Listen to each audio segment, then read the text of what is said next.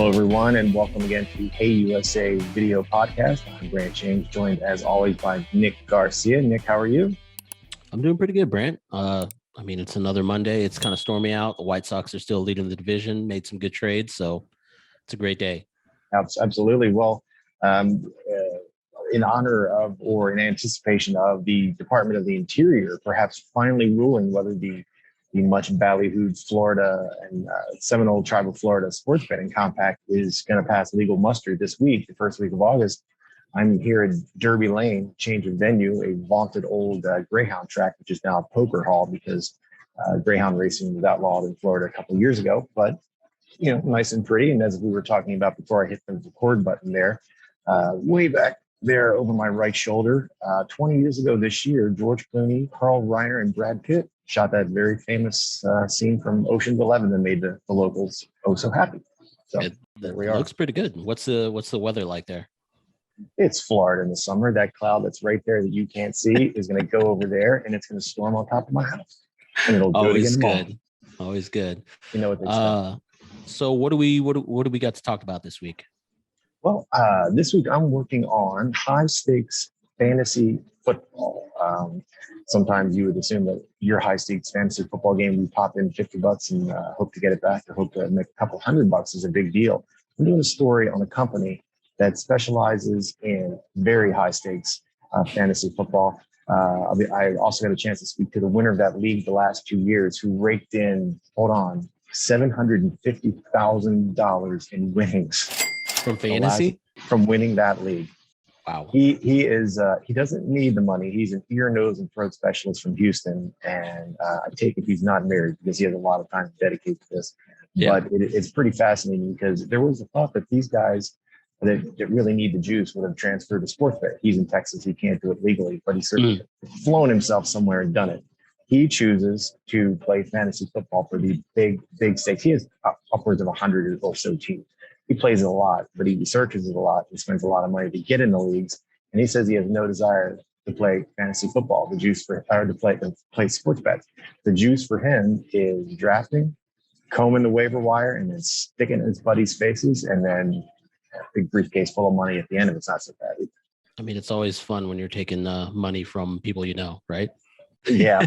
He's in a lot of leagues. He's in a CBS league, I believe, where that's more the rub it in the face of his UT bros back from his college days. And it's more of a sharky kind of a business. You're in it, obviously, to win it when you're putting up the stakes like you are in this particular league that we'll talk about. But it's basically another profession for a guy that has a very busy and important profession.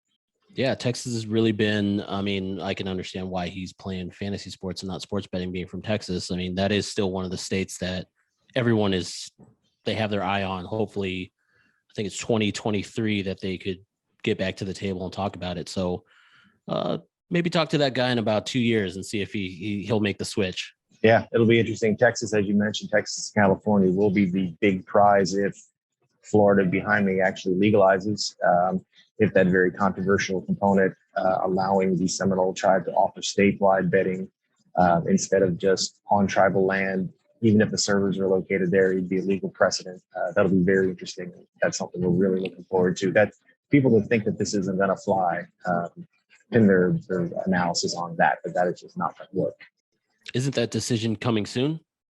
Or if calendar math, calendar math, business days, the DeSantis administration, I believe, delivered the compact to the Department of the Interior, I believe it's June 27.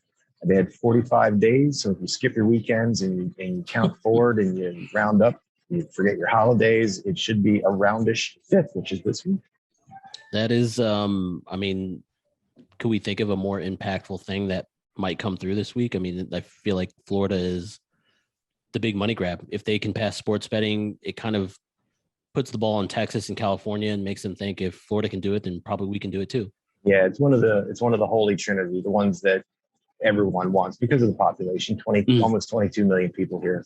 There is a number somewhere. I didn't memorize it. A lot of tours here, a lot of championship games, Super Bowls, NFL championships, tourists sitting on the beach looking to do something while they're getting sunburned. They can bet on their phones while they're getting sunburned. And soon new SEC members. Yeah. Yeah. Yeah. How about that? More is better. So they tell me. So yeah, if Florida goes, then the next I will go to California, then Texas. Texas, as you mentioned, the legislature only meets every 2 years because, I have no idea why they do that, but they do that.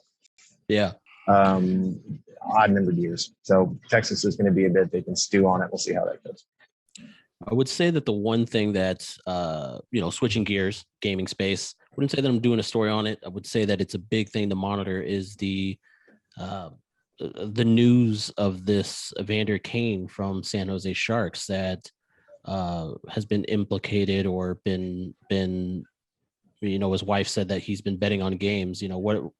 What are kind of the things that you're hearing on that or seeing or reading up on? Yeah, this one, this is really a he said, she said. They're in the midst of a horrible divorce, and that's awful because there's kids involved in this. Kane, he's had a bankruptcy.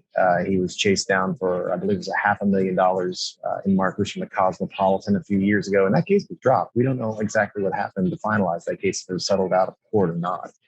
But you never want to be the first person to break a big rule. I mean, you've never been allowed. You shouldn't be betting on your games if you're playing in those games. But in the post-PASPA era, where there's more scrutiny, where the industry is waiting for that first breathtaking mistake by an athlete, throwing games, leaking information, something going wrong, he would be the big one. He would be the first one in the NHL. You do not want to be the Pete Rose type character. A couple of years ago, very unfortunate defensive back from the Cardinals named Josh Shaw was busted gambling in a casino in Vegas. I think they got him. He was using his actual membership card.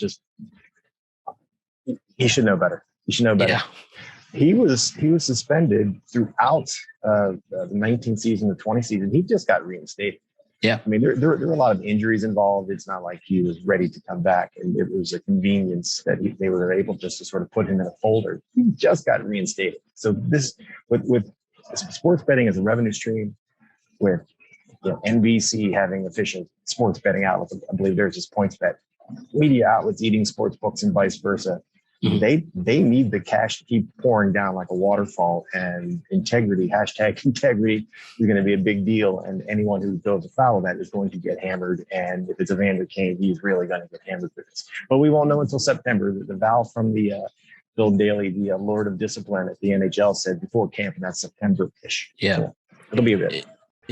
Like you said, it'll be very interesting to watch, especially if, regardless of the outcome of the allegations, if it says that he, is innocent, it's still the fact that he was wrapped up in this to begin with. You can even say the worst case scenario, if he is, guilty of this charge, which we don't know yet. I mean, again, these are just he said, she said things.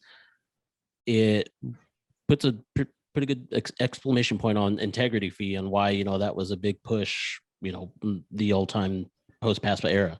Yeah, you can't be anywhere near the wrong place at the wrong time. And I would assume the NHL is like the NFL, where they have an army of Pinkertons, to use an old cowboy detective term, a narrow term if you think about it. But you can't.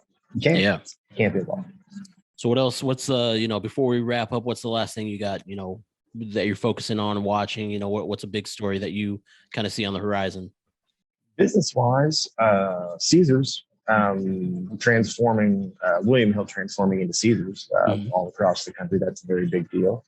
But the thing that I just can't take my mind off is Marshawn Lynch has got himself a sports betting ambassadorship with BetMGM, and that's just one of the greatest things in the world. I mean, goodness gracious, he can do a lot with that. So, of course, go check our power poll. Oh, and the Colts, talking about the overlay of sports betting, and they have NFL as a revenue stream. They have a ticket package now. For a couple $100, you buy tickets, new ticket buyers, you get like $100 in FanDuel credits. Imagine that 3 years ago. Come on, man. Crazy. That is crazy. I mean, you could kind of look at all the states that have that. I could see Chicago Bears, if they get themselves a betting partner, wrapped in. That's crazy. And speaking of the Colts, I mean, Carson Wentz isn't looking too solid in the Colts jersey right now, is he? Should have gotten a shot. It probably would have covered his foot. Yeah. Well, everyone, again, Hey USA, episode 5. Like, follow, subscribe. If you got any questions for me and Brant, shoot them in the comments. And we'll see you guys next time.